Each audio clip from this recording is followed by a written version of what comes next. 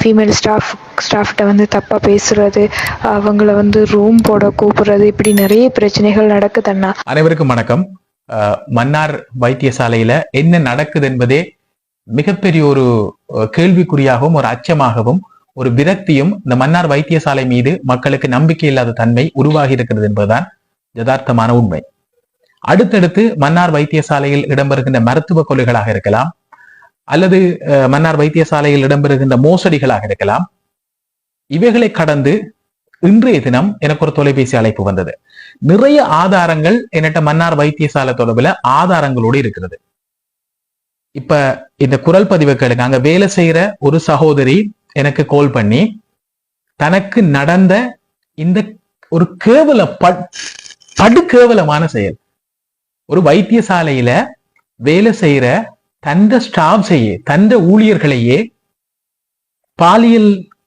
பாலியலுக்கு அதை சொல்ல அந்த சகோதரி சொன்ன வசனம், ரூம் போட கேட்கிறாங்க, ரூமுக்கு வர சொல்லி கேட்கிறாங்க உங்களோட மேல் அதிகாரி, மன்னார் வைத்தியசாலையில இருக்கக்கூடிய உயர் அதிகாரிகள்.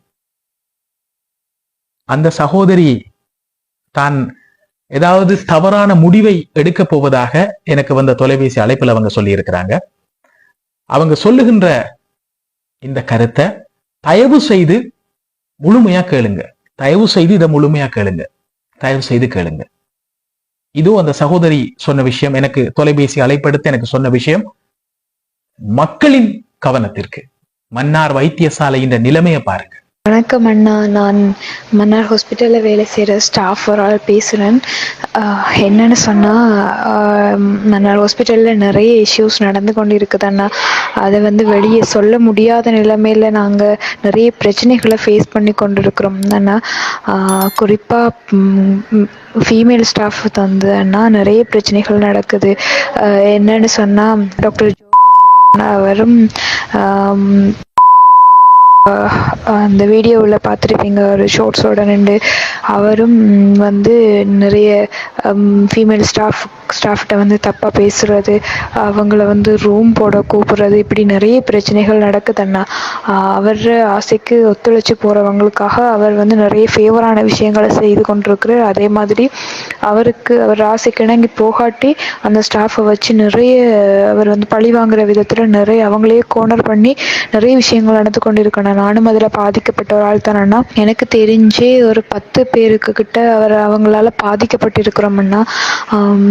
என்னடா இப்போ அவர் வந்து ஒரு சீனியர் டாக்டர் அர்ச்சனா அவங்க வந்திருந்த நேரம் கூட கை காட்டி அவருக்கு எதிராக வந்து மரியாதை இல்லாமல், ஒரு மரியாதை குறைவாக இவ்வளவு நடந்து கொண்டாலும் அவருக்கு எதிராக எந்த ஆக்ஷனும் எடுக்காமல் உள்ளே இருக்கிற ஸ்டாஃப் வந்து அதுக்கு ஃபேவராக யாராச்சும் பேசினாலோ அதுக்கு ஃபேவராக யாராவது நடந்து கொண்டாலோ அவங்களுக்கு எதிராக நிறைய பிரச்சனைகளை எடுத்துக்கொண்டிருக்கிறாங்கண்ணா. அவங்களுக்கு கோனர் பண்ணி நிறைய பிரச்சனைகள் நடந்து கொண்டு இருக்குதுண்ணா. இதுக்கு தயவு செய்து நீங்கள் ஒரு நல்ல தீர்வு ஒன்று பெற்றுத்தரணும். இப்போ மன்னால நிறைய பிரச்சனைகள் போய்கொண்டிருக்கு. நீங்கள் அதற்கா ஆய்வு செய்து அதுக்கு ஒரு நல்ல தீர்வு தரணுமண்ணா. இல்லாட்டி நாங்கள் வந்து ஏதாச்சும் விபரீதமான முடிவுகள் எடுக்க வேண்டி இருக்குமண்ணா. நீங்கள் தான் இதுக்கு ஒரு நல்ல தீர்வு எங்களுக்கு பெற்றுத்தரணும். அந்த சகோதரி பெயர் குறிப்பிட்ட அந்த 2 பேருடைய பெயரையும் நான் இதுல சென்சர் பண்ணி இருக்கிறேன். அந்த 2 பேருடைய பெயரையும் போட்டோவோட நான்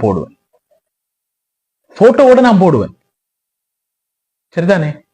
அந்த சகோதரி உயிரை மாய்த்து கொள்ற நிலைமைக்கு வந்துட்டாங்க.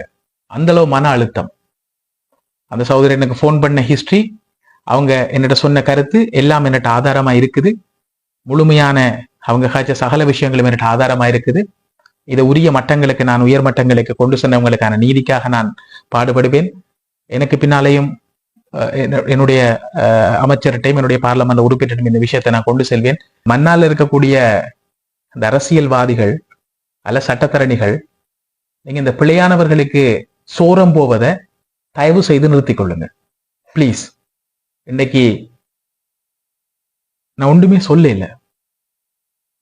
சொல்ல. அந்த சகோதரியின் நிலைமை இது.